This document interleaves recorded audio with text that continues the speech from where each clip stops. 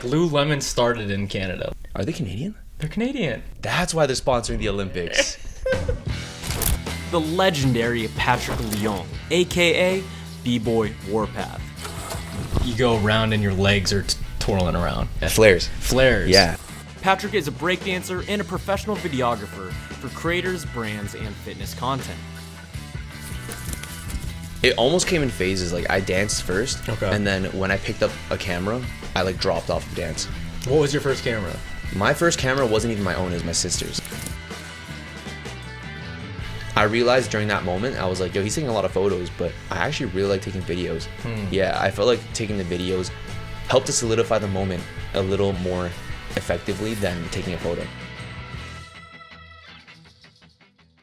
Cheers. We got Mr. Patrick Warpath. Is that right? Yeah, that's not my actual last name, by the way. Oh, it's not? No. I fucked up. But I'm cool with that. I'm cool with that. Of Warpath Productions. Yes, that is I. Do you just not letting the world know about your real last name? Honestly, I think I identify more with the fake one. Okay. Yeah. Where did Warpath come from then? So Warpath came from when I was dancing a lot more. Okay. My mentor gave me that name because my dance style was very explosive. Yeah, and so as I kind of continued on with life, everything else, I kind of adapted that name to like me overcoming hardships and choosing like a difficult road over the easy straight like a road. warpath. Exactly, like a path of like destruction kind of thing, and like overcoming fighting. that. Yeah. Okay. Exactly. Is it similar to like boxing or fighting in the sense of like you are named as a dancer from the person who taught you, like the coach? Kinda. Okay. Yeah. It's like a stage name, but you like earned it. Okay. Yeah. A lot of people in the fighting world, from what I understand, don't like love their name, but they're given to them by their coach or their mentor. But you like yours. Yours is. I yours love is mine. Nice. Yeah, my mentor gave me one in the beginning, but it was Okay. the same as like a beer brand, and I was like, I do not like that. So I just kept going as like Patrick for a little bit, Okay. until he gave me like another one, and I was like, It's kind of nice how you let it into like your production area and your filming and Yeah. stuff too, because it's totally different from, it's a little piece of you from back then. Yes. Or like you still dance. So yeah, I got to get back into that. I was But about to say you're the only b-boy, or I guess the first b-boy I've Yeah. met. really, Yeah. like period. Yeah, like I used to watch like Step Up and stuff like that. Yo. And like that shit was nice. Like when I grew up, I was like, I want to do that. That's so cool. And like I thought it was just like impossible. Like basically like similar to like T-flipping and stuff. I'm like, that's Yeah. so cool. I don't know anyone who could do that. Yeah. And then like I met you, and then I went on your page, and you're like spinning on your head and shit. I'm like, I didn't think I can meet a person like that. I appreciate that, bro. Yeah. I appreciate Like that. how did you get into that? Oh, so in the very beginning, I wasn't supposed to break dance. Okay. I was supposed to do gymnastics. Okay. Yeah, so Does that mean breakdancing boy, by the way? It means break boy. Break boy. Yeah. Okay. But yeah, I mean, it's tough because like you tell people that you're a b-boy and they're Okay. like, what is that? Yeah. So funny story, when I was in high school, grade 9, you know how there's a cereal commercial and there's a guy who pretends to be a bee? And he's like, bzz, I bzz. have no clue what you're talking about. Okay, so there was this commercial that was like, I guess on Canadian television. Okay. And the guy on there, it was a bee, so they called him a b-boy. Okay. Right? So I'm in school one day and they're like, yo, like, this kid's the b-boy. I was like, oh shit, he's a b-boy? So I went up to him, I was like, yo, are you a b-boy? I found out that they meant like the kid from the commercial, not like a breakdancer. Okay. Yeah, I felt like an idiot.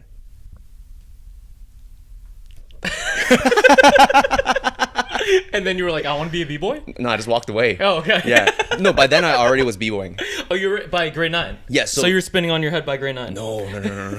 So in grade 8, I was like seeing people doing flips. You and said stuff you like wanted that. to be gymnastics, right? Yeah, I wanted to learn flips. I watched people do flips. I watched Step Up, like those movies, and I was telling my parents, I was like, I want to learn how to do flips. I Did want you to do look up to gymnastics. Channing Tatum?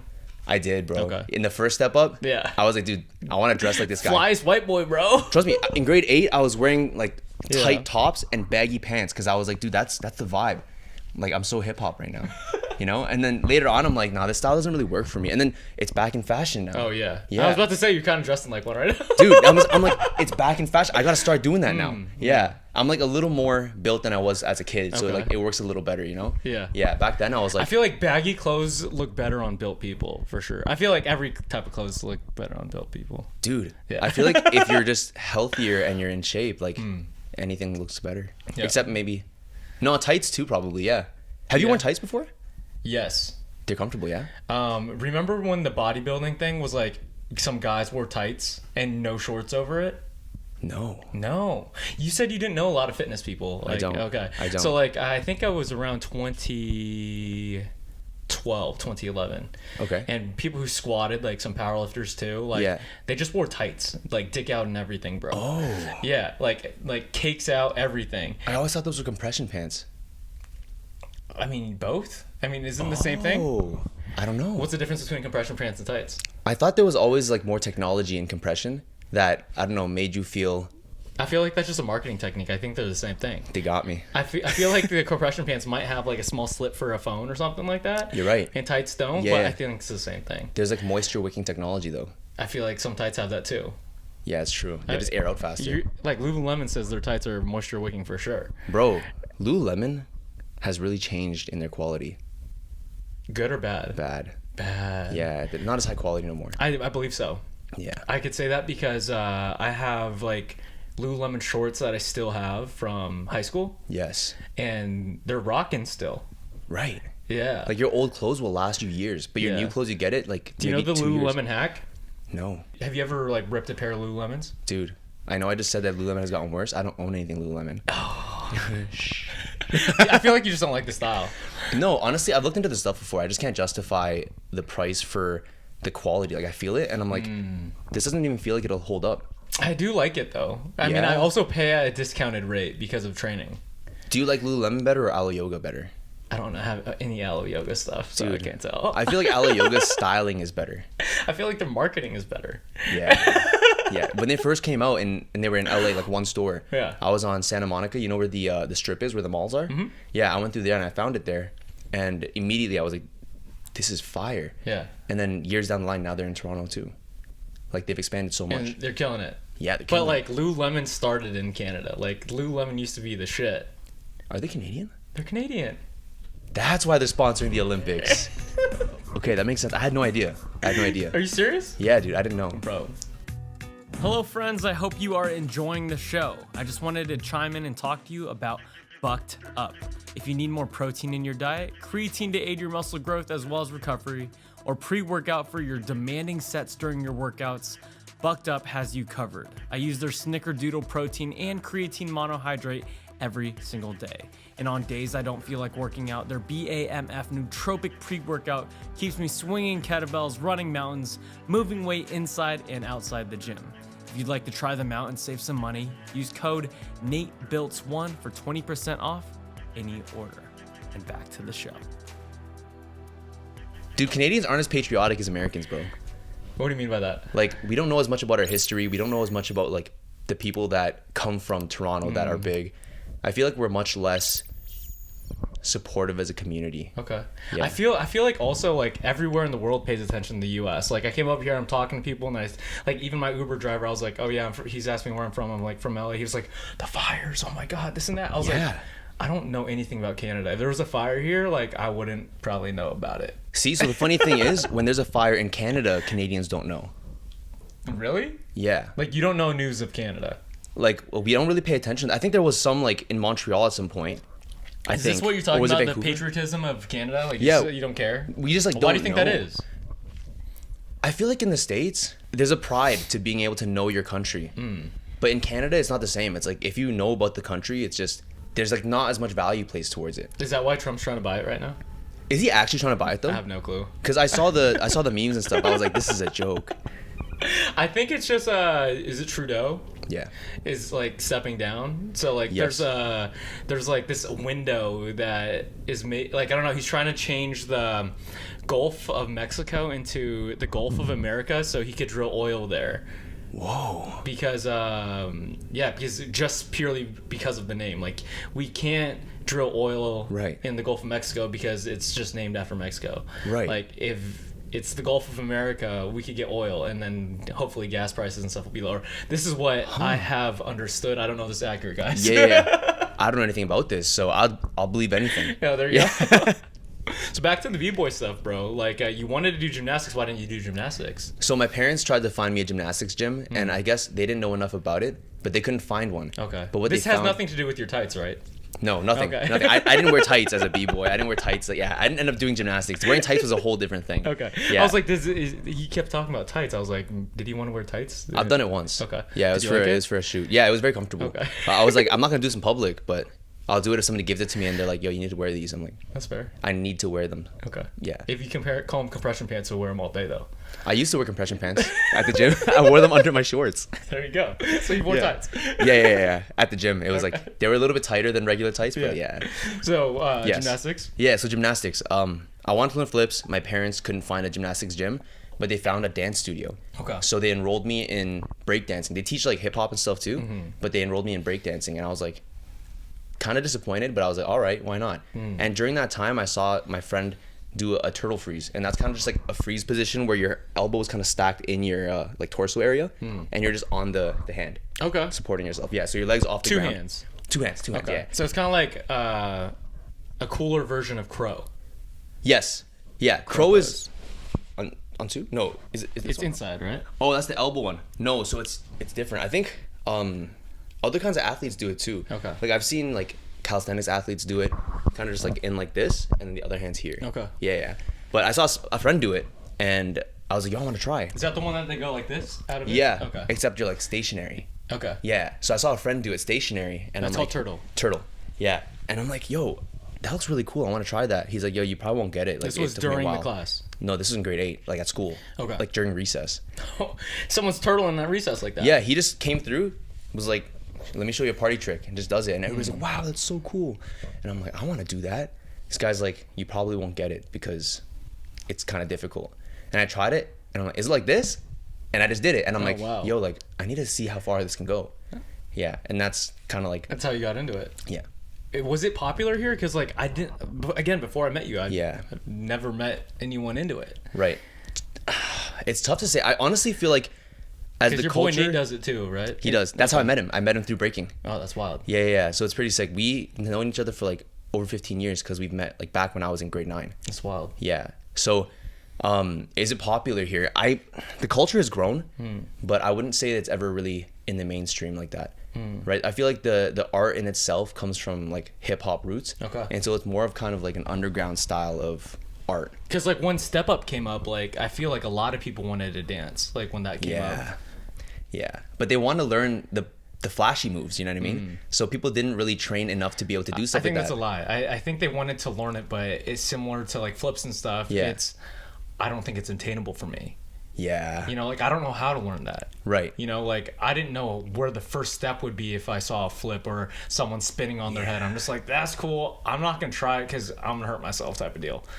It's because they're jumping to something that they're not ready to do yet. Okay. Right? Like there's the foundation that you got to learn first. I think in everything, you know what I mean? Like if you learn the foundation first, there are steps to attain like the bigger, flashier things. Okay. But somebody sees a head spin, they're automatically like, yo, how do I spin on my head? They can't even headstand. Yeah. You know what I mean? So it's like steps. I could headstand. Head spin next. But there's like even to learn a head spin, like I can't do like an actual head spin, but I can headstand. You do it with your hands. Yeah, but even then What's there's the like, one that you do where you go around and your legs are twirling around? is my head on the ground? No. It's like It's like all my hands. Yeah. Flares. Yeah, I love that move. Bro, it looks doable, but I've actually tried it and it's so hard. There are so many little physics things that like come into play with that. And funny enough, you mentioned that you've seen it on TV. Other people see it on TV. They feel like it's not attainable. Yeah. When I saw flares, bro, I saw it when Jabberwockies was doing it on America's Best Dance Crew. And they were doing it on the hood of a car. Yeah. And I was like, damn, I'll never be able to do a flare. And then it ended up being like my favorite move to do. And I ended up like being able to do 25 in a row. Well, that's very impressive, sir. Yeah, it was tiring. I feel like that move, the flares are in a lot of commercials or in like I don't know, some like shoe commercials and stuff. Yeah. Everyone be doing that shit. Yeah. Like I feel like that's one of the most popular like b-boy moves. Yeah, it's flashy, right? Yeah. It's flashy, and like there's windmills that are also really flashy, but when you're doing flares, you're on your hands, so it's even flashier because you're not like on the ground. You could like still fall. Okay. Yeah. So in b-boy culture, is it similar to skating culture in the sense of like, oh, I'm gonna document this, film it, and like this is part of like skating culture. Like we documenting the tricks, like it's on old school camera, you follow them. Is that similar to like? Ooh, that's a good question. I feel like there are similarities. Like filming is huge in skating culture. Yes. Yeah. Yeah. I feel like it's similar, but still not as prominent as like with skating culture. Skating culture, it's everything, because you run a line, you do a bunch of different tricks in that line. With breaking, it's different because I feel like people set up a tripod, or like they put their camera there, lean it against something, and just film themselves. So they don't have like a filmer, like no. Okay. Yeah, because I feel like there's a different culture with breaking too, where it's, I don't know, I feel there's more of I can't even say more of a community. I think people are more to themselves. I think when it comes to like the heavy like hip hop kind of mentality, they're documenting for themselves, but like you almost feel embarrassed. Are you like trying to learn shit with your friends, like a community wise, or are you just like alone in a garage or a living room just trying to like get after it? Me and myself, or people in general? You and yourself.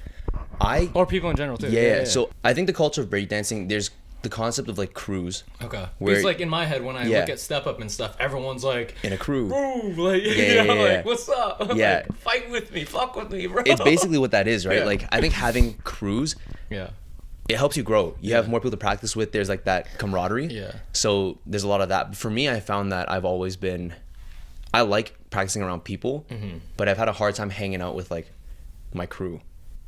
You know what I mean? Like, so do you even have a crew? I do. Okay. Yeah. They're dope. I love them. Why do you have if you love them, and you like being around them there, but why don't you want to like be around them? Dude, I like being around. That's the thing. It's like when I am around them, it's a great time. Yeah. But when I'm not in a dance space mentally, I'm like videos. Okay. Yeah, my mind is kind of like segmented in compartments. Sure. And I think that's the reason. It's like this area of my life is dedicated for this type of person and type of skill, and outside of that, it's not what I want it to be. Yeah. Or it doesn't fit the mold of like how I want my life to be organized. Yeah, kind of. I think I see like hip hop is supposed to be a lifestyle. Okay. And at some point I was like breaking all the time, but like from where I'm from and from where I've grown up, I can't say that hip hop's my lifestyle. Like I didn't grow up facing the same struggles as everybody else. Yeah. And so I've always just seen dance as like an activity. It's something that like I embody as myself, and I take it as a part of my personality or my character. But I've never looked at that and was like, yo, like this is my entire being. I don't think I really understood hip hop culture until recently. I actually don't think I still understand it. Yeah. In terms of like all the beef between rappers of like East Coast and West Coast and all that stuff. Yeah. And like even with Drake and Kendrick and all that shit, I'm just like, yo, these guys are kind of sassy to each other right now, bro. Right? I was like, what the heck? Yeah. And like even with the Kanye stuff, like I bartended for Kanye at Soho House for a while. Okay, sick. Yeah, when Kim Kardashian like kicked him out of the house, and like he was living there, and his studio was across the street, so I saw him a good amount. Yeah. And like this is when him and Drake were having a little bit of a beef too. Yeah. And I was just like, I don't get it. Like why don't artists just like make music and this and that? That was when I first started to understand a little bit of like these. I still don't understand. I just know that there's like people represent East Coast, people represent West Coast. There's right. That's kind of, to be honest. Yeah. Do you know anything about it? Like the beefs and stuff? Yeah, no, just like about I guess the beefs, but the culture of each side and like East Coast, West Coast, and like obviously a lot of people came from like gangs and drug dealers and stuff like that. But obviously we didn't do that. Exactly. Yeah. I think it's really, which is your point. Right. Yeah. It's really hard for me to kind of like relate to that because when it comes to, for example, artists beefing, for me, my perspective on that is like, yo, when it comes to business, there's always going to be beef when it like mixes with personal life. Yeah. Right. Like I know, I've heard at least, I don't know how true this is, that a lot of artists were upset with Drake because he was like sleeping with their girls, or like he had like weird relations with their partners and stuff, or like something that he did with Lil Wayne. You know what I mean? Like, but the thing is, like, will we ever know if this is true? Like, that's the thing. The thing that pisses me off about like all this stuff, I'm like, bro, like you got your own life, my guy. Like, everyone's like talking about this and that, and I'm like, we also don't know if it's true. Right. Like there's not enough receipts, and I honestly don't think it's anybody's business. Yeah. So I don't know. Like, I don't really know what the beefs are about, like why there's so much East versus West. I think there's a lot of pride, especially in spaces like hip hop. Okay. There's a lot of pride on like who's better, who's doing it better, who's making a bigger impact and stuff like that. The thing about art though is like it's all subjective in my right. Yeah. And I'm just like, you can't know if it's better. Like in all the voting platforms, like if it's like American Idol or like the Grammys or whatever, it's all based on a certain amount of people who vote, who are in a certain category who vote. Yeah. It's not like the popular vote. It's never the popular vote. But that's why the beef is eternal. It's not objective, so it can never be settled. I think the tea's just there for people to talk about. Yeah. I mean, it helps with both of them, right? Like it helps with both sides. The relevance is going up. Yeah. Before we continue this week's conversation, I just wanted to take a quick moment and talk to you about our friends at Mudwater. Their original blend is a coffee alternative made of 100% organic cacao, masala chai, turmeric, lion's mane, reishi, and cordyceps to give you natural energy and focus without the jitters or crash. When I know I'm gonna have a long day ahead of me, I mix the Mudwater original blend with some whole milk and a couple drops of honey to elevate my day. In my opinion, it's more flavorful than a chai latte and is better fuel for my body. To elevate your day and get the benefits of coffee without the jitters or crash, click the link below to receive 20% off. And back to the show. Back to the videography stuff. Yeah. Like, you talk about it so passionately. I love that stuff. Yeah, bro. Yeah. It turns you on. Like, I can It clearly does. tell. It does. Yeah. Like, how did that convert from b-boying to... Honestly, I feel like some of the moves that you do b-boying when you hold the camera and stuff, bro. Taylor was showing me a video of you like Cossack lunge over here, bro. I was like, bro, I'm not even thinking like, oh, I need a Cossack lunge or like Cossack squat. I'm like, I just need to get this angle and it's lower into the side, so I gotta do it, you know?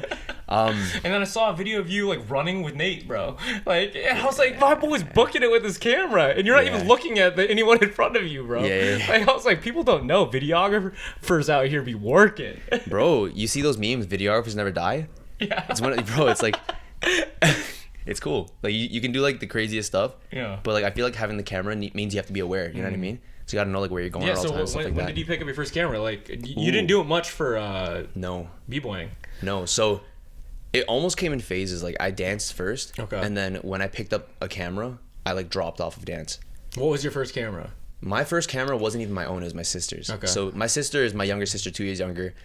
2 days. 2 years. Okay, I was like, 2 days, bro. that's crazy. Basically my twin. I was like, No. did one pop out and then a couple days later? We fought to come out first, and I came like, out. I came out swinging, bro. And you lost, clearly. No, because she's 2 days younger. Earlier. Oh, no, she's 2 years younger. We got this fucked up. Okay, 2 years later. She's 2 years younger. So you're the older brother. So I'm the older brother. There we go. Yeah. So we're good. She took a photography class in high school. Okay. And was it like a darkroom type of thing, or was it just like? I don't think so. It was a digital camera. Digital camera. Yeah. So when I was in university, I had a friend who liked doing roof-topping, and I don't know what that is. You know what that is? Okay, so roof-topping is kind of like a subsect or a niche within like photography that was very popular like a couple years ago, I think 2018 or so. And people were literally going to rooftops of high-rise buildings and taking photos, taking videos, hanging their feet off. Some people were like being super daring, hanging off and taking photos of them doing that. Of like their shoes and stuff. Their shoes, but even like themselves when they're hanging off. Oh, like actually hanging off. They'll like actually hang off, and somebody will go to the side and take a picture of them, and they're like, woo. Like legitimately? Legitimately, like baby parkour? Kind of. Like not moving, you know, but like hanging on for dear life. I feel like that's baby parkour. Yeah. I would be scared. Yeah. But there's like an element where it's like they'll go and hop onto another pillar. And like how would be one person who died? There've been a lot. Okay. Yeah, I'm sure there've been a lot. So, I mean, for that reason, they started making it more difficult to rooftop. Okay. That's why it's not as popular anymore. Yeah. So in Toronto, it was really popular for a little bit because we have like a bunch of high rises, and they started adding a bunch of locks on these doors. But my friend who did it, I went with him a couple times. Like his first roof, we went on together. We figured it out, and then I realized during that moment, I was like, yo, he's taking a lot of photos, but I actually really like taking videos.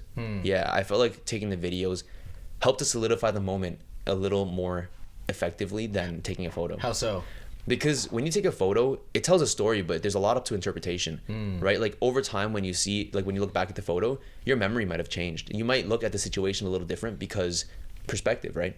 Whereas video, it's you're watching the memory back exactly as it was. I feel like there's a little bit of beauty to that in terms of artistically. I agree. Like up to the viewers, like story, their brain, right? You know, and like I've had a lot of photographers on the podcast, and I have one who was just on a few months ago, and he says he sees things in frames and in black and white. So all his photography is black and white. That's wild. And it's like that's really it.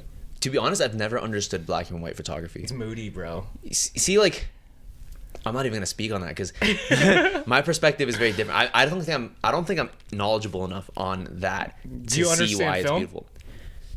Understand in what way?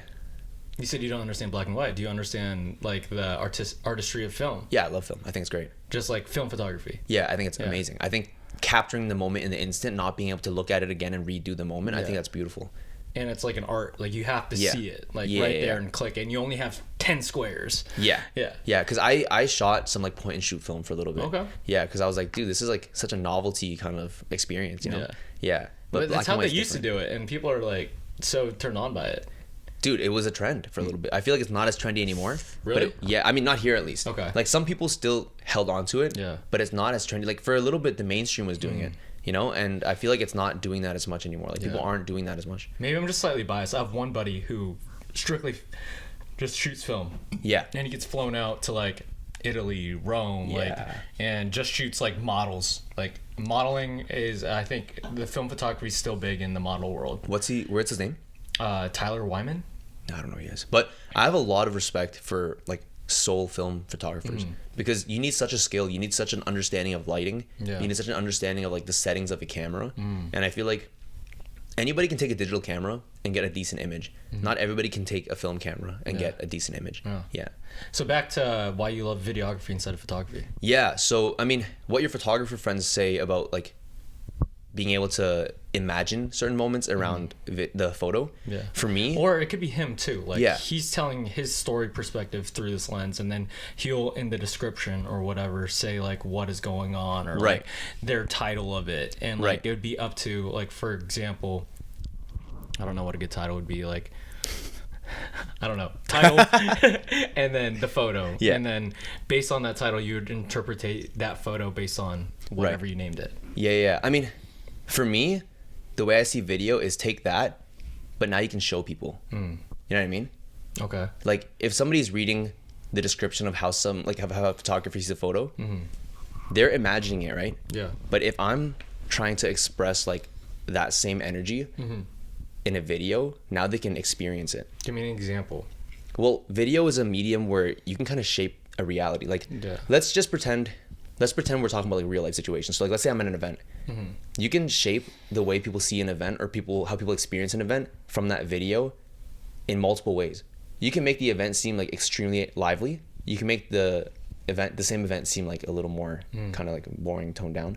Like you can do a lot with video, whereas with photo it's like, does the time frame of the video make a huge difference? Like for example, you're in the editing space, right? Or like the content space now. Right. And so like a 15-second, 30-second, 40-second reel, 1 minute reel versus a 40-minute video. You know, like what's the game plan there? I feel like there's way more variety too.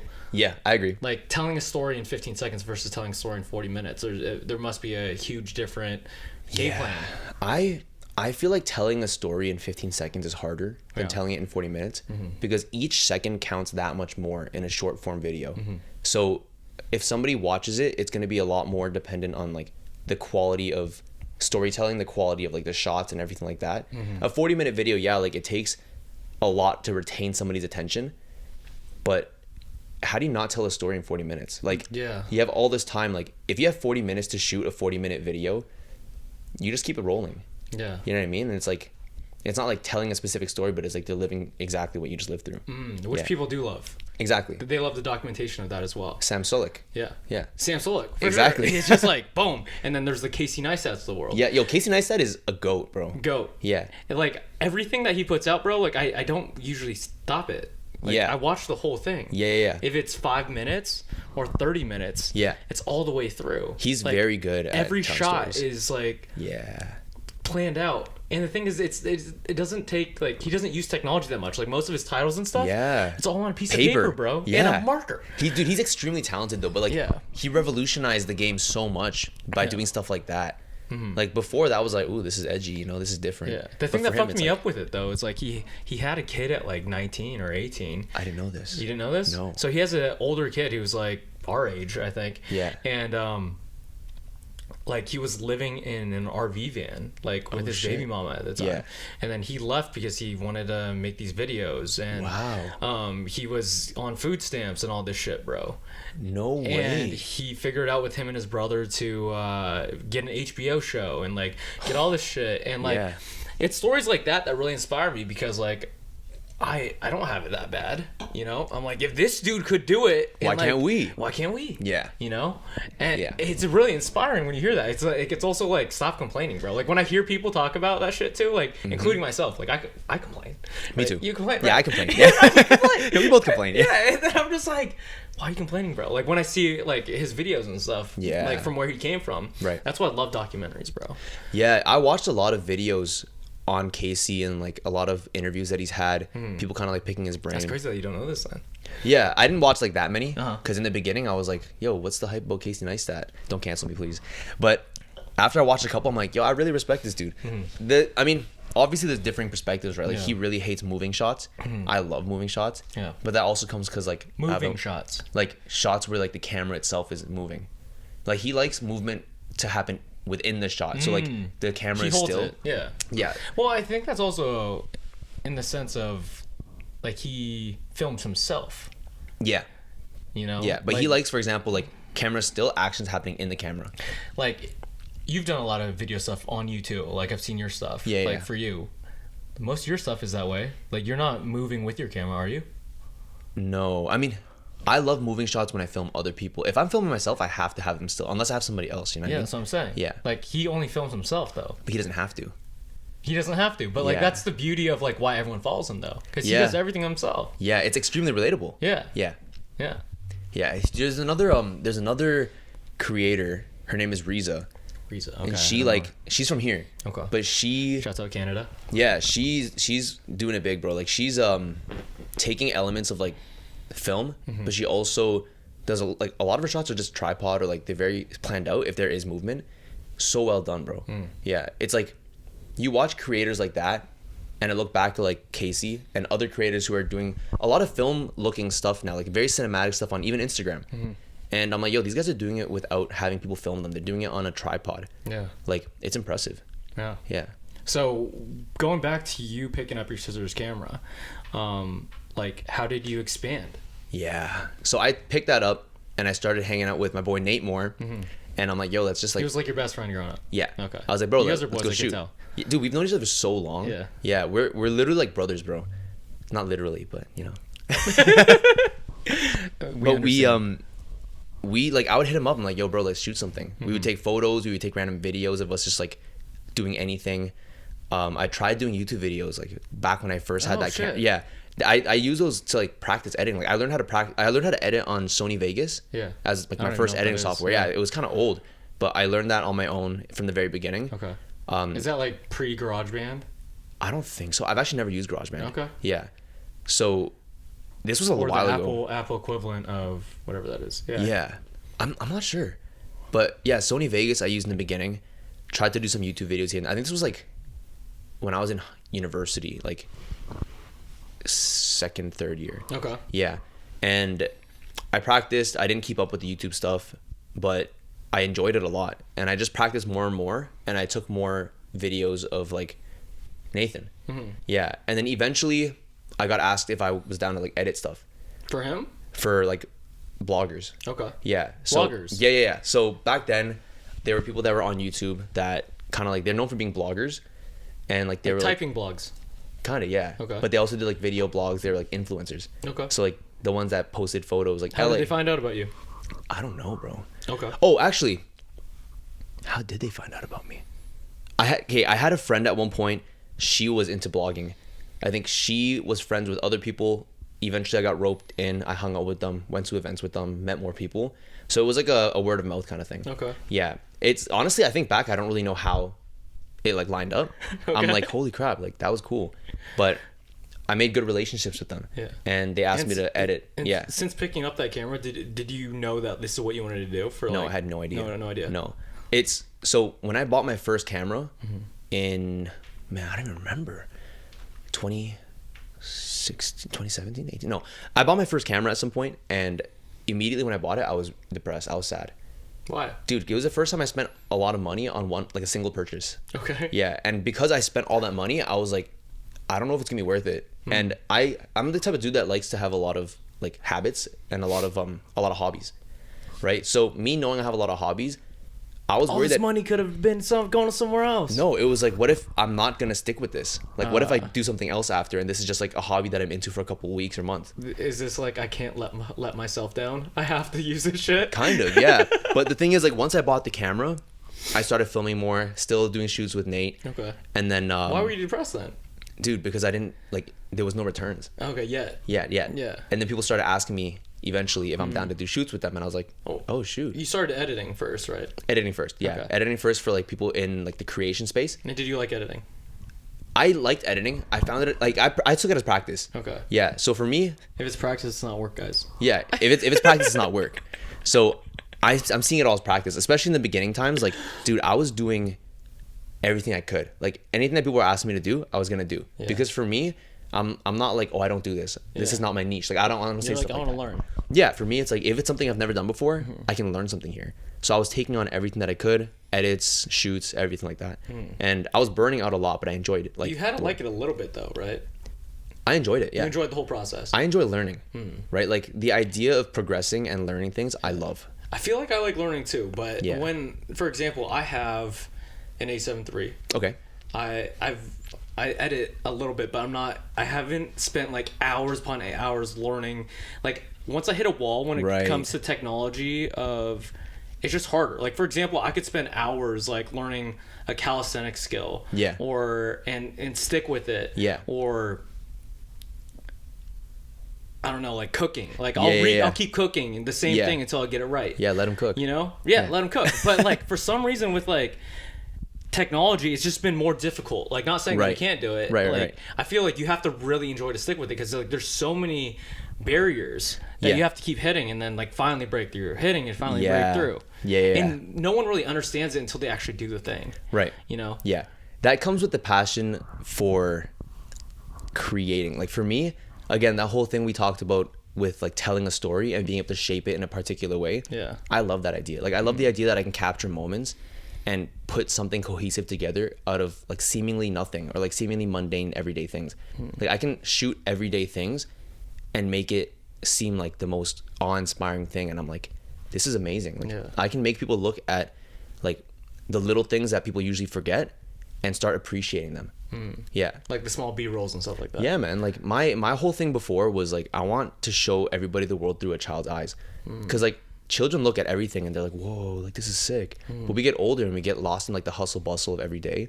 We stop appreciating it. So like, why not be able to find a way to show that? Yeah, for sure. Yeah. How did you get to the point where, I guess, like, from shooting, from the blogging stuff, like, you've ended up working with a lot of big creators and brands now? Yeah. Oof. How did I do that? I think I've always been really lucky with meeting people in the creator space. So it was bloggers, and then my first like real paid video job that I was really excited about. What was it? It was for this brand called Ivy Swimwear. Have you heard of them? No. They've done shoots. Actually, one of the co-owners lives in LA. Okay. Yeah, but still around. Yeah, still around. Not like, I don't think they're as active as before, but they're still around. Yeah. So one of the first things I did was they were doing a show at Rebel, which is a like a pool club here in Toronto, and they were looking for somebody to help shoot like their fashion show. So I had friends that looked up to them because they were a part of like those Asian girls that everybody follows. Okay. Yeah. So I don't know what you're talking about there, but okay. Yeah, I don't follow them. I didn't know about them, but like the girls know about them. You know what I mean? I promise, I don't know. Yeah, I don't. The Asian girls know about them. Okay. Yeah. So my friends sent me the posting where they're looking for somebody to hire, and I just messaged. I was like, hey, like, I'm available. And they had a lot of people messaging, but they ended up choosing me. I think one of the reasons was because I also was like charging very low. I didn't know my rates back then. I was just like a kid excited to work. Yeah. You know what I mean? I got it. We built like a good relationship, and they ended up being like some of my closest friends. You know what I mean? So through that, they also had social media followings. You know what I mean? So I think a lot of people just saw a lot of my work through them, and they also had a hand in like the beauty space. So I started doing more shoots within beauty, and then through that, other brands and stuff will see that, and they'll ask me if I want to do stuff too, or I'll show up to events because I had friends who were bloggers, and when I'm at an event, I'll just create something and tag them. And back then, I feel like they had a lot more attention to people creating things for like for free, you know, and I was just doing that. I was creating as much as I could because I enjoyed it. Yeah. So it kind of just snowballed from there. And then the people that I'm meeting now, it's either from like connections that linked from back then, or like a mutual friend introduced me to somebody. And through that, you're just doing good work over and over again. And like, man, I hope so. Yeah, I hope so. I mean, like, I would like to say that I'm innately an artist. Okay. So for me, it's never been about like I don't do this for money. I don't do it because it's a business. Like when it comes to money, it's because I have to. Like I kind of have to survive. Yeah, you know what I mean? Sure. Yeah. So make a living. Exactly. So I don't know. I always did it for the art. So intentionally, I've never been like, oh, I need to do it and like get as many clients as possible. For me, it's like I want to create work that I enjoy, that makes me feel fulfilled. Yeah. That I'm proud of, that like can also do something for someone else. It's fulfilling, like helping other people in any way. Yeah. You know, like I feel like just helping someone regardless of the money, like if that's for me training, for you like making content for other people, like it's just super fulfilling. Yeah. It's like, oh, like I helped them get to where they're at, or like if that's fitness, if that's their body, or if it's their career, or everything like that. Yeah. In terms of the people that you've helped grow their channels, or like these creators out there, right? What do they have in common? I guess these big creators that you've worked with. Ooh. Like what are some staples of, like, if there is any, like character traits that got them to where they are? Yeah. Honestly, this is a good question. I like that question a lot. I find that with a lot of people that are doing well in their kind of like industry, a big thing is that they have plans. Like they're intentional about what they do. They don't just wing it. What do you mean? Like when it comes to approaching a goal, so I'll talk about it in like fitness terms because it kind of like helped me too. In order to build your muscle, you need to progressively overload. Sure. Right? If you go to the gym every day, or even like, let's say you go to the gym every day and you don't have a plan, you go in doing what you feel like, right? You have a relative idea of how much you're going to lift or like how many reps you're going to do. But if it's based on how you feel, some days you'll do more, some days you'll do less. So you're not going to be as likely to grow. Yeah. Yeah. If you have the exact number that you need to hit based on your program, you'll grow. Guaranteed. Yeah. Because weight over time equals muscle growth. Yeah. So successful people that I've worked with, they know how to take like their everyday routine and build upon their goals with that. Like they consistently work towards something, and they don't do it without like an idea of, okay, like this is where I'm at and this is where I need to go. Yeah. What else have you learned from some of these people? I've learned how to train myself properly, bro. I've learned how to build muscle. I mean, that's good. That's true. Yeah. That's awesome. I've learned that every high achieving person has a level of neuroticism. What does that mean again?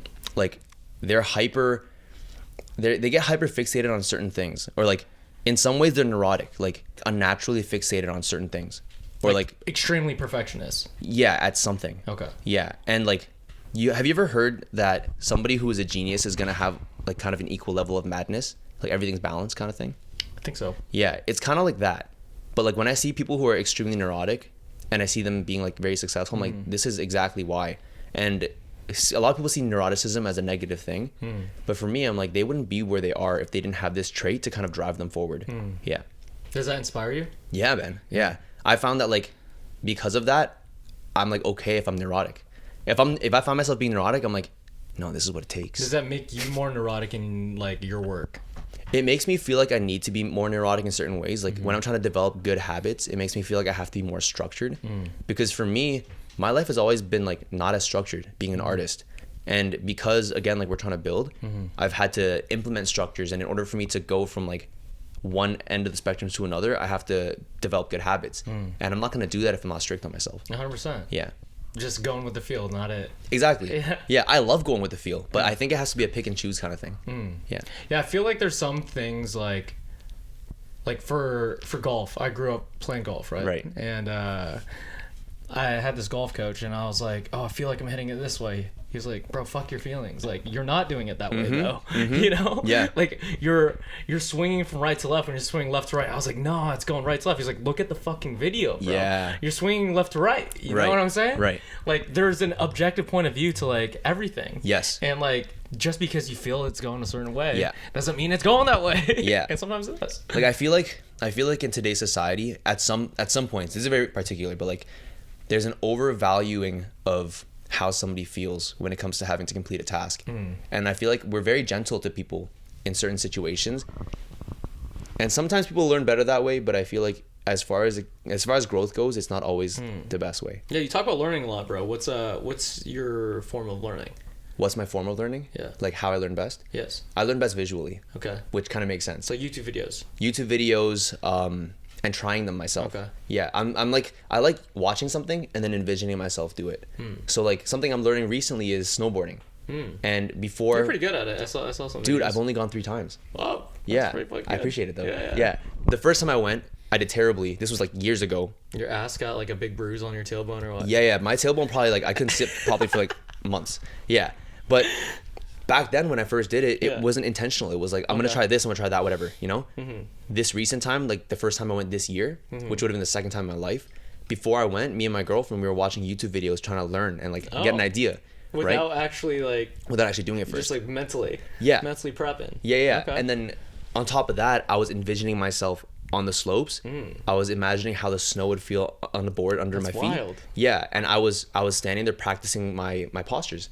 Yeah, and when it came to actually being on the slopes, I tried the exact same thing, and it like most of it transferred over. Oh wow. Yeah. So that's like with like every aspect of life. That's how you kind of learn. You envision yourself doing those things. Yeah, I do that even with like movement stuff, bro. Like with breakdancing, there've been moments where I hadn't practiced for a bit, but I would come back and I'd have a new move down, and it's like I might not have been physically practicing, but mentally I was thinking about it a lot, and I was trying to understand how my body would feel within that movement, and how I would like shift my weight a certain way, or like how I would catch myself a certain way. And when I applied it, it worked. Yeah. In terms of that, the dancing and like learning all those aspects, you say dancing is like a form of communication. Yeah. You know? Yeah. Like, what do you mean by that? I feel like language is one of those things where when you go to different places, if you don't have the same language as somebody else, you can't really speak right? Like you can't really understand each other. Yeah, if I'm from Japan and I was born there and that's all I know is Japanese, and right? You're in the U.S., you only speak English. Yeah. You can't really communicate unless some hand language maybe, or you might not really understand it. Right. But I think movement, like when it comes to dance, you can go to different parts of the world and dance, and people will understand like where you're coming from. Like you can tell a story through your movements, and for example, like different places typically have specific styles associated with them. Like Toronto is very known for like a certain style of like footwork. Okay. Yeah. Like I think Europe, Asia, they're really known for power moves and stuff like that. Yeah, but like the more way hard style. Kind of, yeah. Okay. But even like the way that people in Japan do footwork versus people in Toronto, it's very different. And so like you learn a lot about a person by how they dance. I've been at a like a breaking jam before, and we like just lost the battle, you know? And so after the battle, we hopped into the ciphers, and I was just getting down. Yeah, so a cipher is when like group of people in a circle and like people take turns going in. Oh, okay. Yeah. Everyone's been part of that. Even at weddings, there's that. Exactly. Yeah. That's called a cipher. Oh, okay. Yeah. Let's go, guys. So it's like a cool name for it, you know? Yeah. So after the battle, we lost. I was like ciphering. And my boy was like, yo, bro, like, cipher. You're dancing like you're really pissed off right now. I'm like, yeah, bro, I am. Yeah. And it's just like, he just knew. Yeah. But it's just the way I was applying my body through the movement. Like he knew that I was feeling a certain way, you know? Yeah. What does dancing do for you? Dude, dancing makes me feel free. Like dancing is the one thing in the world that makes me feel absolutely free. Okay. Yeah, it's self-expression and exercise at the same time. And because of the way that I like to move, I can not only express myself, but I can do it in a way where like, first of all, not everybody can do. Yeah. And you can articulate yourself and like how you feel in a way most people can't. Exactly. Yeah. And it's like, it's one of those if you know moments, you know what I mean? Like people who dance can understand you a lot better. But like two b-boys or two like any type of dancers could have the same set of moves. The way they put them together would be different. And even if they put them together the exact same way, the way they move would be different. I mean, it's similar, like I can't relate because I don't have the skill sets that you have in terms of, or the language of your body that you have. But I could relate to like singing or playing an instrument, right? Like you could sing the same song or play the same song totally differently, and you could get a totally different mood out of it. Exactly. Yeah, it's just like how a big like defining factor of whether you have your own style when it comes to breaking, for example, people would be like, yo, if you were behind a screen and all I could see was your silhouette, like would I be able to know it's you? Right? So it's like that whole idea of like, you can definitely tell for some people, a lot of people. Yes, for a lot of people, you know specifically that's like somebody else. Yeah, somebody could steal somebody else's move and people could look at that and be like, yo, I know who this came from. Yeah. What's your like favorite dancer? Do you have one? Dude, funny enough, I don't watch a lot of like dance stuff. Okay. Yeah, back then I did, but I stopped after I stopped like going as hard in it. Like videos like just huge for you now. Like that's the main thing that you want to focus on. Yeah, but I also have a hard time like watching a lot of video people. Yeah, it's really weird. It's really weird. Okay. Yeah, like, so you rather just like take the time and like fail on your own and like learn systems on your own, like the way you do it for videography, storytelling, all that stuff. Yeah, I mean, there are specific people that I look up to because they do certain things very well. But I wouldn't say I take one thing from everybody. Oh no, I wouldn't say I take all things from one person. Yeah. Yeah. You take small things from everybody. Yeah. I guess, okay, so like what characteristics do you think that all the creators and brands like working with you for? Ooh. I've been told before that when I create, like the videos I create pull viewers into like an experience. Like I've had my accountant actually, he was like, yo, like your videos make me feel like I'm actually there. Yeah, that was something that he said that I really liked. I think there's a cleanliness to the way that I like to put video together, but it's not so clean in a way where it feels very like black and white. Yeah, it's clean, but there's still kind of a flow to it, like a swagger, for like lack of better word, you know? Like your own characteristic? Kind of, yeah. It's kind of like you dancing behind a silhouette. Exactly. Yeah, exactly. Yeah. Like I've had people tell me, they're like, yo, like I saw this video and I was like, yo, it looks like yours. Yeah. And then they looked at it, was like, oh, and was yours. Oh. Yeah, and I was like, dude, that makes me feel really good because super. yeah, that means that like there was something distinguishing my work with like something else. Although like times have really changed now, so I personally want to practice more and like do more. Yeah, like for example, like you know Casey Neistat video. Right. Yeah, absolutely. Like, and you can tell who's been influenced by him. 100%. Yeah. I interviewed. Do you know Nelk Boys at all? Nelk Boys? I've never watched them, but I have heard of them. Okay. Yeah. So have you heard of Happy Dad? Yes. Okay, so they're doing really well. My buddy is the videographer for Happy Dad and a photographer, and he had the same compliment that you got. Where like sick. Some friends were like, "Dude, like I knew this was your video, like type of deal." Not because it was Happy Dad. Like there was a certain like vlog or something that he did. He was like, "Bro, I knew this was you." Yeah. Like, and I was like, "Whoa, that's kind of crazy," because like I don't know like editing that well, and the fact that just based on certain transitions and stuff. Yeah. Like one vlogger who I pay attention to a lot is Max Tuning. Yeah. So the Sour guy? Yeah. So he has this transition from you're on an airplane. Okay. And it's looking outside the window.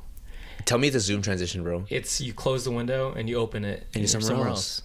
That's cool. And I was like regardless of like who's watching, I was like I know he does that all the time. Like that's a significant like I haven't seen anyone else do that. Right. You know? Yeah. Is there any characteristic that in like a video like that your transition or anything like that that's like this is my staple? Or we gotta work on that. I think I gotta work on that. Because I think that I was like that's super iconic. Like for him. Yeah. There was a time where crazy transitions was really popular. And then it got to a point where it just became gimmicky and people stopped doing it. Like at one point, there was a zoom transition that was really popularized. And you just said that. Like, what is that? Yeah, so this is a guy from Toronto actually. His name is Sam Colder. Sam Colder is travel. You know him, yeah. Okay, so he's a travel dude. So many people were inspired by him. Handstands, like jumps off cliffs. Yeah. That's it. That's the same guy. Yeah. So he a lot of people started Canada, because though. Yeah, bro. Yeah, I think he's from like out in Mississauga or something like that. Yeah, but he is the reason why a lot of people started, me included. Yeah. Really? Yeah. Because watching his travel stuff, I was like, dude, it's beautiful. Who doesn't want to do that? Yeah. He makes it so dreamy. Yeah. Like every aspect. That's what I'm saying. Honestly, he's a genius though. Like the way that he tells stories, he's a genius. I took his masterclass in 2020. Oh yeah. Yeah, he's a genius. Yeah, I learned a lot. That was the most I've grown in video in a short amount of time. Wow. Yeah. That speaks volumes, bro. Yeah. It was crazy, but I know somebody else in the same course who didn't learn anything. Yeah, I think it's a matter of perspective.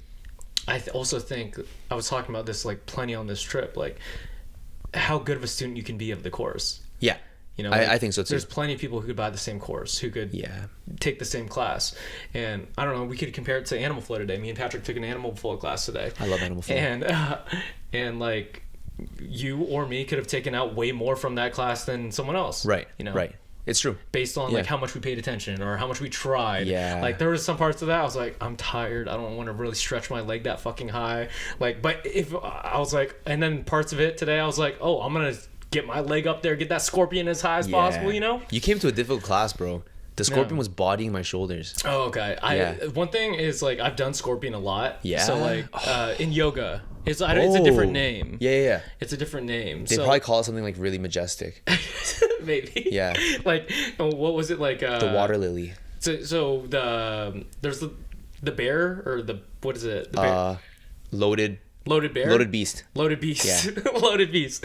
Like a lot of like regular fitness stuff is like quadruped hold. You know. Like, oh really? Yeah.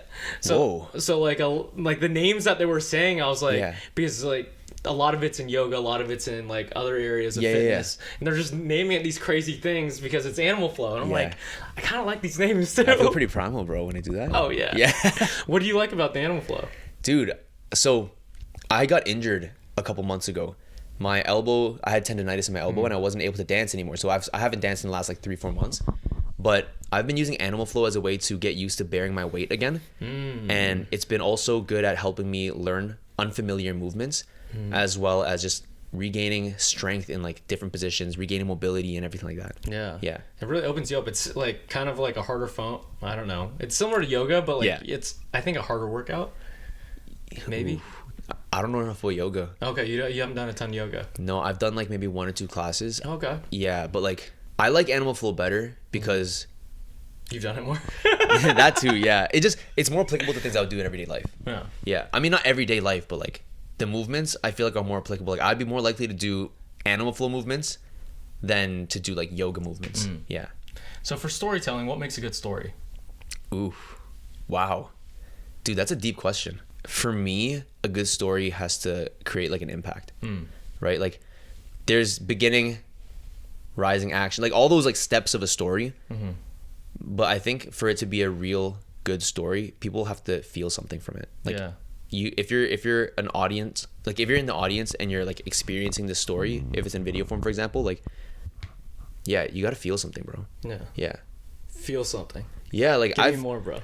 Dude, I've watched movies where I felt nothing and I was like, okay, it's done. And I've watched movies where I'm like, dude, like this actually made me almost tear up. Yeah. And it was because of how well they shaped the characters, how well they kind of like led from one scene to another. Do you study movies? I don't, but I need to. Okay. Yeah, I have friends that like talk about that all the time. I feel like studying movies would help like tell stories better for your line of work. I agree. Yeah. Have you watched The Fabelmans?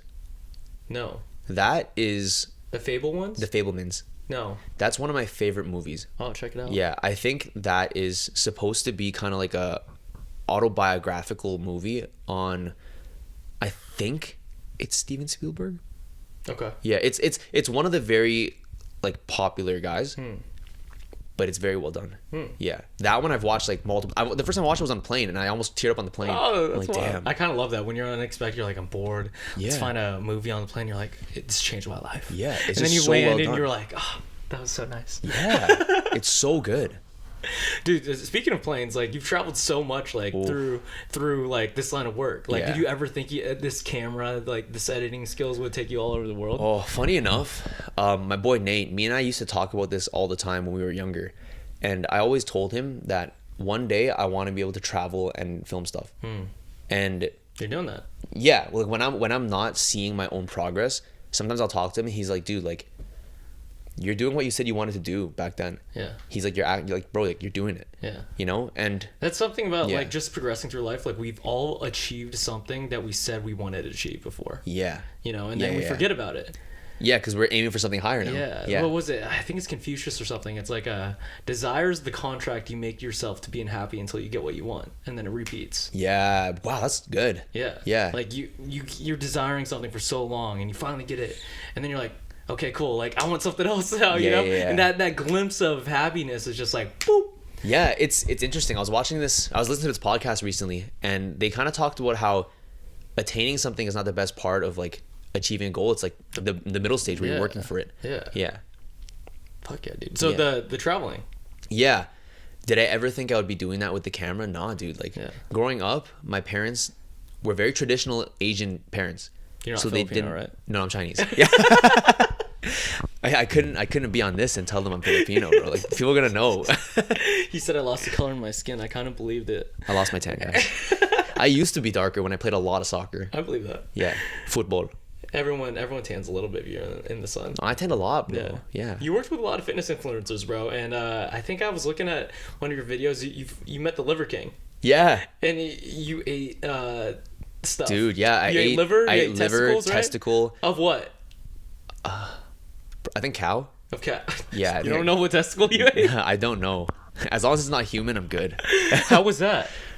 It wasn't as bad as I would have expected. Okay. Liver wasn't bad. I think kidney was the worst. Okay. Yeah. Can you describe like kind of what it tasted like? Because it was raw, right? It was raw. Yeah.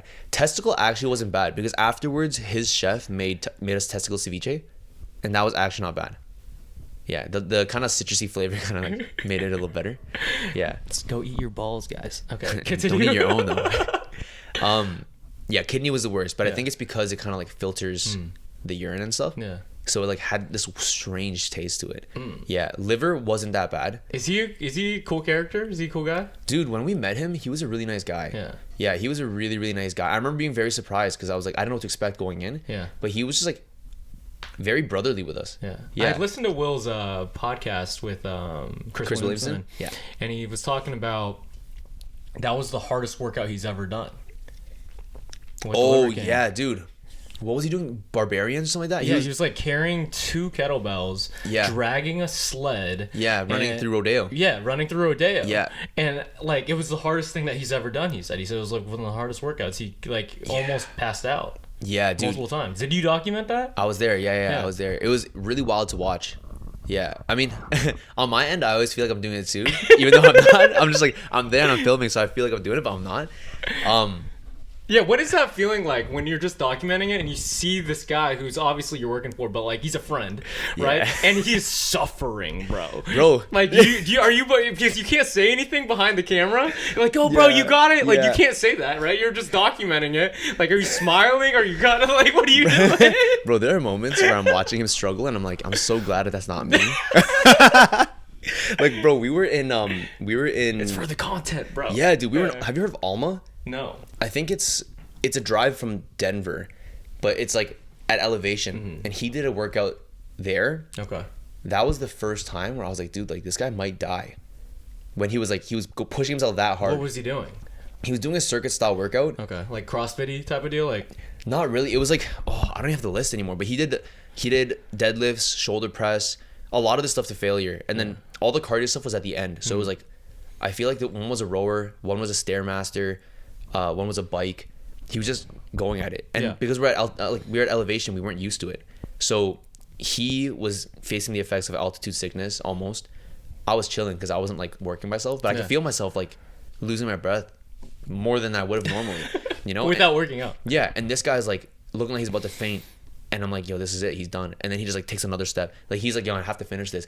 But that was the first time where I was like, this guy's crazy. Like, mentally tough dude. Yeah. You have to be. Yeah.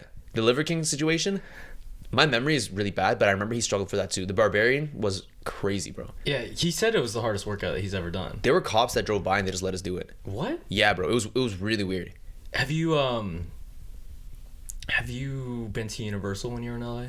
I have, but I was very young. You're very young? Yeah, it was a long time with my family. Okay. There's this one coach that I train with at my gym, and during COVID, he flipped I think a 300-pound tire from the bottom of it all the way up to the top of Universal. That's like insane. During COVID. Holy shit. Like, which is wild. Yeah. Yeah, but like, have you done any crazy shit like that? Me, myself, personally? Yeah. Like, what's the hardest fitness thing that you've done? Hardest fitness thing that I've done? You make me feel like I've never done anything hard now. Holy shit. If I'm thinking comparatively to that stuff, I don't think I've really done anything like that. Like, there's some shit, like, for example, like, I ran my first ultra marathon last year. Congratulations. How was that? Thanks. I cried. Like, shit was hard. Like, you cried because you were happy, or you cried because you were like... No, my feet were broken, bro. Like... Oh, shoot. Bleeding and stuff? I don't know. I couldn't feel them. Like, I couldn't feel I could feel the pain. Like, everything's just like, I want to stop. My whole body's shutting down. Damn. And, like, you got cramps all over, you know, and you're kind of just stepping one step at a time. And these ultra marathons aren't like road marathons. So no matter what, you're on rough terrain. You have to come down from a mountain. So God. You can't stop and a car picks you up. Like, you have to figure out how to get there. You know? So, like, it was those types of things too that I guess that's why I'm like transferring to the bodybuilding thing too now. It's like I've heard like the dieting part is super hard, and like I see like grown ass men cry all the time, and I feel like doing stuff that fucking hard makes you harder. It builds character. Yeah, it builds character. Yeah, it builds character. Yeah. I was just curious if you've done any of that. Dude, it's really tough for me to think of something because I know I've done difficult things.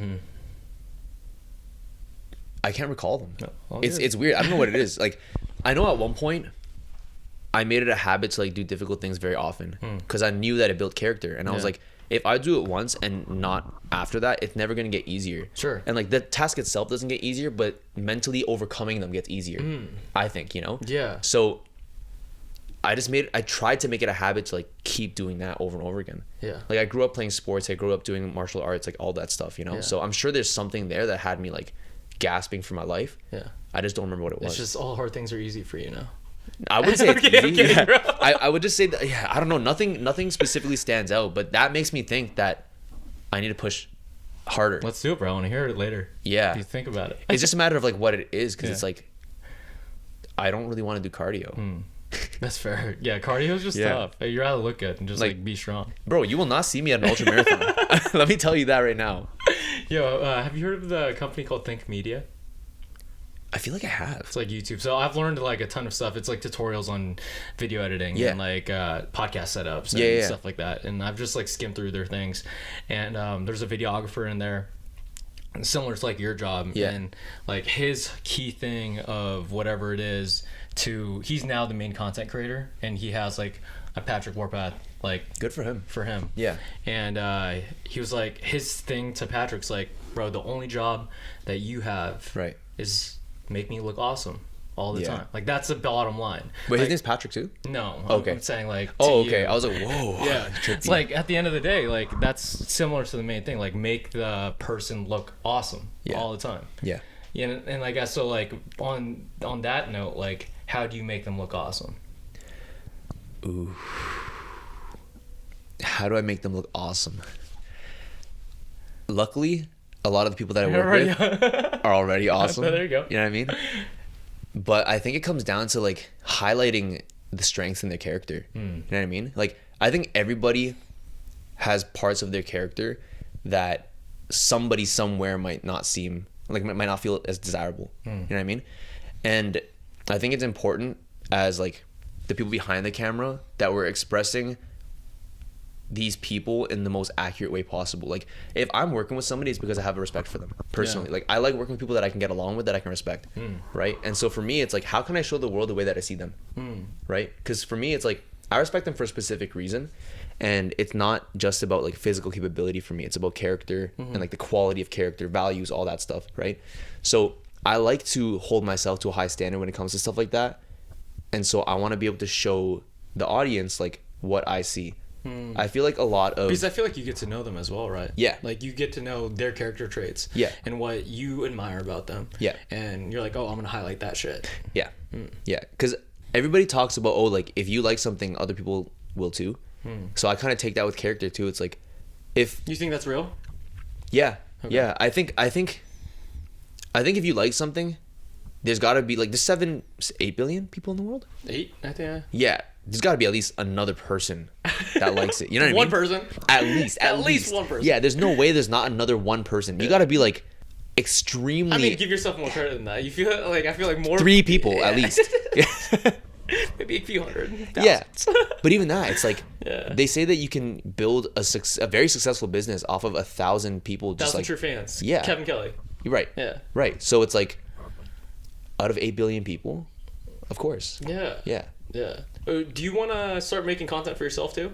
I do. I've always wanted to. Yeah. Yeah, that's always been on my list of things. I think you're good at it too, bro. Like, I always I usually click through stories like crazy. Okay. Like, you click through stories all the time. But every time you open up your car and you do the little thing, I watch all of it, bro. Dude, I appreciate that. I'm like, dude, this is I learned stuff too, bro. Like, your process of like, how do you set your stuff up, like the reasons why, like, I don't need to carry a lot of stuff for this set. Yeah. Whatever. I'm just like, oh, that's interesting. I appreciate that. Yeah. Funny enough, so my issue with creating content for myself has always been consistency, because I work with people and I create content for people. So that's like my quote unquote work. Sure. when it comes to free time, it's hard for me to be like, okay, time to create more. I'm going back to the same editor. I'm picking up the same equipment. Like, it's hard to find that separation between the two. The boundaries kind of blur. So I'm only really able to make content for myself more if I see it through a different scope. Yeah. Right. And so lately I've been posting more on social media again, not because I want to like do anything specific, but for me it's like, let's just document and let's just like test things to see what works. Because I think it's a switch in mentality too, bro. Because like, I'll give you an example. I have this one client, right? Okay. Super like depressed. Okay. Says I can't work out. Right. She has a job that she's like, I can't do my job today. Like, I just don't feel good. I can't walk outside. Can't do all this stuff. And I said this. I was like, you have a dog, right? Right. So, and she was like, I can't eat. And all these things. And I was like, do you have a dog? She was like, yeah. I knew she had a dog. Yeah. It's like, are you gonna not let him go outside to walk? Right. She's like, no. And she was like, are you gonna make him starve? Yeah. Like, no. I was like, why are you treating your dog better than yourself? Facts. You know? Facts, I was like, why are you treating your clients better than yourself? That's a good question, bro. You know what I'm saying? Like, and then she switched it. It's like, I don't want to treat my dog better than myself. Like, I'm gonna feed myself. I'm gonna take myself for a walk. Like, you know what I'm saying? Yeah. And like, she changed. Like that day, her mood was different. She went for her walk. I said, yo, eat your protein so you could have more energy. Like, your dog does it. Yeah. That's the comparison every time. I know, no. Like, I was like, that's the only thing I could think of, you know? Yeah, but like, it works. It works. Yeah. It works. Like, you do this for a living. Like, do it for yourself too. Exactly. You know? About yourself. But what about myself? But just getting yourself to make your own content and stuff like that. Yeah, dude. Yeah. That's been... What do you want to share? So I talked about values, morals, holding myself at like a high standard. Or I'd like to think so, at least, you know? I want to share that, dude. Like, I want to share that you can be a good person and do well at life. You know? Like, I want to share the positives of life, but also mix it with like, what do I want to share with videography? It's like... finding an appreciation for the little things. Bro, I think you just hit the spot. Like, I think there's this stereotype that we went through in our generation for a certain amount of years that, like, to be successful, you have to be a dick, to be super selfish, to, like, all that thing. And, like, to get that image out of our head is kind of hard. Like, objectively, we know because we have friends who fucking are great people who do the thing. Yeah, exactly. You know? Yeah. No, I totally agree. And it's just, like... It's interesting breaking out of the like chains of what the past generation has like taught us. Yeah. And trying to do it different, you know? Like, I think back then, a really big thing that I wanted to, I forgot what I was going with that. I just lost my train of thought, All good, bro. You were talking about how you want to create content for yourself based on the characteristics, values, and be a good person while doing big things. Yeah. I mean, that's where I want it. Yeah, that's what I want to do. Yeah. How do you feel about streaming, bro? It's a big space that a lot of people like make a great living off of. Like, even more so than like YouTube and stuff. Like, I don't know too much about it. I was curious if you did. I don't know much about streaming. I don't really have too many thoughts about streamers because my original thought was that people stream, play games, and like it's a very big character thing because I can't see somebody doing well as a streamer unless they have a character that's engaging, right? But I feel like in today's culture of streamers, it's promoted people doing like outlandish things for attention. Wild shit. Yeah. Like jumping into tables. Not even that, bro. I saw this dude get arrested like on his stream. Like That's crazy. One of my clients was like, he set up like cameras to show him getting arrested live. That's crazy. Yeah, and it's like, did you see that? There was a TikTok where this guy was like, yo, I'm gonna crash into this McDonald's right now. Oh. And then he did it. And then he got put on house arrest. And he's like, yo guys, if you like this many times, I'll cut off my monitor, like the ankle monitor. Oh. And he did it. And then he filmed himself doing, and then he went MIA, and he like was off grid living in a tent for a little bit. And he's like, yo guys, I'm trying to make it to New York. Let me know if you're there, if I can stay somewhere. And he was like doing it. I didn't hear about that story. Yeah, I mean, that's crazy. Maybe I'm a fool for believing it, bro. No, it sounds true. I think I've heard. I don't disbelieve it. Yeah, I saw that and I was like, this is crazy. Like, for the views. I think for the views, a lot of people do it for the views these days. It's just like, so then you get to the point where there are people that are doing things like that, or even people who don't hold up like a certain level of like character, and I think that's like subjective too. But then they'll be doing amazing, and it's like. Then a lot of people see that as an example. It's a big role models thing. Exactly. Like, there's a lot of people who their role models are these streamers. Yeah. You know? Yeah. And I would say like some of the big ones. I mean, like, I feel like Actually, I don't know many shooters. So. Yeah, me neither. I was like, you are who. So there was a study that came out. I can't name the exact one now, but like, don't quote me on this, guys. Is you're not who, like, the top 5 people you surround yourself with. You know how they always say that. Okay. Like, the study is the top 5 people that you admire. Ooh. It's interesting. Yeah. So like, it's the people. It could be people around that you admire. Like, right. Like, for example, if you hang out with these 5 people every day and you admire them the most, and those are those people. Right. But like, if it's someone online who, like, you listen to all the time. Yeah. Like, for example, I'm a big podcast guy. Most of my content that I listen to is from podcasts. Right. And like, in my ear most days is like Joe Rogan, Andrew Huberman, Chris Williamson, like Theo Vaughn, you know, these guys, you know, and I listen to them more than I listen to like family and friends and stuff like that, you know? Yeah. So maybe those are the people who I admire the most, you know, objectively, based on like time spent and attention. Yeah. You know? How do you feel about that? I think they're all good guys. So like, it's good. Yeah, honestly, I respect the ideologies. Like Andrew Huberman, I've listened to a couple of his podcasts. He's a very smart dude. Yeah. He's very good at kind of laying things out in like layman's terms as well. So I really respect that. I think in terms of learning, you said it was like visually for you. Yeah. Like for me, I just like audio is kind of it. Yeah. I think that's I obtain it that way the best and quickest. Right. I think the second best is like audio while reading.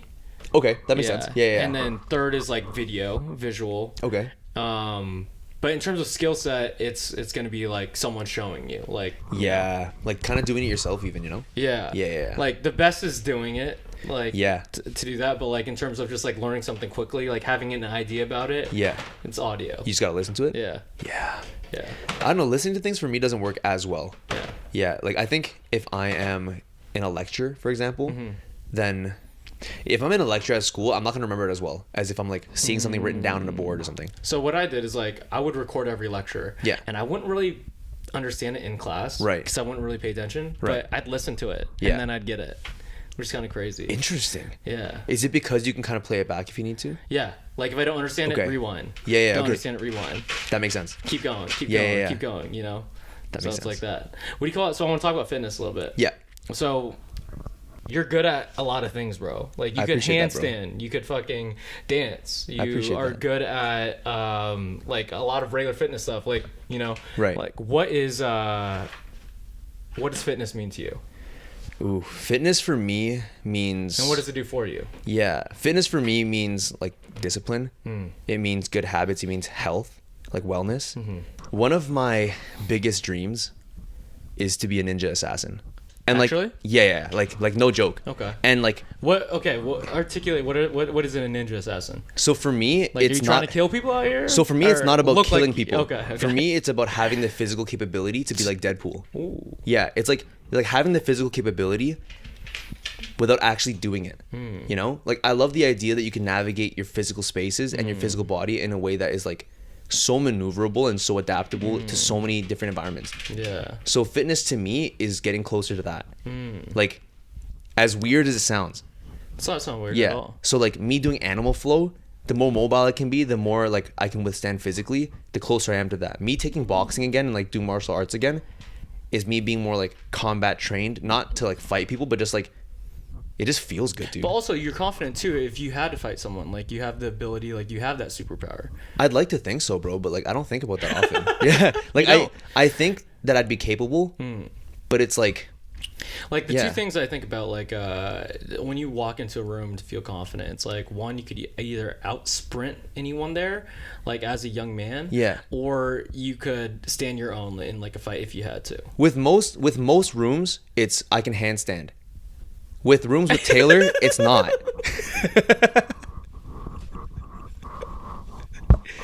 Wait, is that a real thing though? Yeah, bro. Okay. Yeah, if like for me, so breakdancing gave me a lot of confidence because I know that most people don't do stuff like that. So like you walking in and just doing a handstand makes you confident.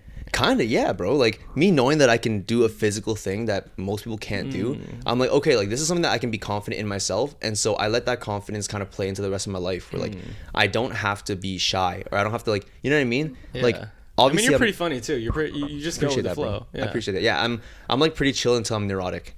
which like kind of goes on with which like, you do admire now because you've seen all these neurotic motherfuckers fucking be good at their shit. I just got to be careful though, you know what I mean? Because like if it seeps too much into my life, then like why? It's not good for the personal life, bro. Oh, okay. Yeah. How do you find balance? Like where do you put your attention? Because like obviously you got all these crazy hobbies, and then you have your relationship, and then you have your business, and how you said it's like, oh, I don't do it for the money, but like I'm getting all these clients that like I have a hard time saying no. You said we were just talking about that. Yeah. Like how do you draw the line for each of them? I think for me, values is a big thing. Okay. So if I can connect with, like, in terms of values, if I can connect with that client on that, it helps a lot. Like if I can't connect with them in a specific way, if I don't feel like I can get along with them, I'm very unlikely to work with them. Because for me, like, how am I gonna help you if I don't have a certain level of like respect for you? Like I'm not in it just for your money. Like I'm in it to be a good person and to like bond with them as well. And so the people that like my favorite people that I've worked with, a little bit. Exactly, I gotta like them a little bit. Yeah. Like my favorite people that I've worked with are people that I get along with. Like, yeah. Well, it makes the relationship better too, right? Yeah. You know, like you're gonna spend your time and their time exactly on it. Yeah. And like it might not be the most suggested thing or recommended thing, but like I find balance in the blurred lines. Yeah. Like I find balance in the blurred lines. I don't understand what you mean by that. Like working with people that I can respect in a way where we can also be friends. So then when we work together, it doesn't feel like work. Okay. Finding a partner who also enjoys like physical activity, things that I can do too. That way when I'm training, we can train together, we can bond. Like there's personal time in self-development time. There's like friend and bonding time in like quote unquote work time. It makes everything more bearable. And I think because of the blurred lines, it doesn't feel like, oh, I need to make time for this, because in certain moments I'm already doing that. You know? So what are the characteristics of, just say like partner, friend, client, like just say friend, what are the characteristics of a great friend? Communication. Good communication is important. It has to be, you love me. Exactly. Like you tell me that and I gotta tell you I love you too, bro. Yeah. I love you, bro. Yeah. So say it back. Go ahead. So good communication is big. Trust, honesty for me is a big thing. I think somebody needs to not only be honest to me but honest to themselves, right? And so I think it comes to a point where like this has to come down to like a personal level of self-development where like they have a level of self-awareness, they have a level of like self-respect. Because for me it's like if you don't have self-respect, eventually the things that kind of pull you down are gonna kind of affect me, you know? So I need like that person to have a level of self-respect as well. Obviously they have to be respectful. Yeah. Fuck yeah. Yeah, man. For people who out there who want to get in the line of work you're doing, yes, to have clients and film shit and travel the world and do all these things, it's so romantic to a lot, as you know, because you were there at one point. Yes. Yeah. Where do they start? What do they do? What's the game plan when they have like, fuck, dude, I don't know, I don't even have a camera. Yeah. You know, like how do I even start? Yeah, honestly, in terms of starting, I would say with gear, don't worry about having the best gear. Like you start with what you have, which most people I guess is a phone. Yeah. So I would say start with a phone. Super popular YouTuber that I work with, Will, he started with his phone. And like I didn't know that. Yeah, he started with his iPhone, bro. That's crazy. And like he's grown so much because of it, you know? Yeah, so he always tells people that start with your phone. Don't feel like you need to charge right off the bat. Like focus on the quality of your work and focus on creating impact and the value that you can bring to other people. Most people get into it because of what they want, but people can feel that. Like if you were talking to people and they can feel that you care about them too, you're more likely to like develop a really good relationship and build that trust. And that way, like more people will look out for you, more people want to give you opportunities because you genuinely care for them. Yeah. Love that, bro. Appreciate you, bro. And what are you most excited for in your life right now? Ooh. Right now, I'm in the process of understanding the business side of what I'm doing more. Okay. And like business is an art in itself, bro. It really is. And I got to see it as that, you know? Yeah, because like I have a buddy, he's my accountant. Yeah. And I went to school with him and he's like my Nate. Okay, dope. Right. Yeah. And he finds beauty in literally balancing sheets. Like balancing sheets, doing P&Ls and like all this stuff. Like that's powerful. Every aspect of business. Yeah. And he treats it like an art. Right. So I'm trying to see it through his lens, you know. Yeah. He's got my like doing the QuickBooks stuff and like and all that stuff. And like I gave everything to my accountant. She was like, yo, there's like businesses like 1,000x you that I work with, and it's not as like beautiful, structured as wow. this, you know, dude. And she was like, yo, once you grow, like, this is set. And I was like, he's gifted. Yeah, gifted, bro. And so like goodness. Just learning like that aspect and treating it as a way as an artist too. Yeah. It's a real thing. Yeah. I think you go a long way if you can see the beauty in it, right? Like, you care about it enough to actually work on it, develop it. Yeah. If you don't care about it and you're in it for like something more superficial, it's only gonna take you so far. Yeah. I feel that. Anything else? No, man. That was good. Cool. Fuck yeah, dude. Yeah. Thanks for coming on. Appreciate you, bro. Thank you for having me. Yes, sir. Where can everyone find Warpath Productions, Patrick Warpath, all that stuff? Yeah, my Instagram is @Patrick Warpath. My website is warpathproductions.com. You can see a little more of my work there. It's beautiful stuff, guys. Go check it out. Appreciate you, bro. Those are the socials. That's it? Yeah. All right. Peace, guys. Peace, guys. Bye.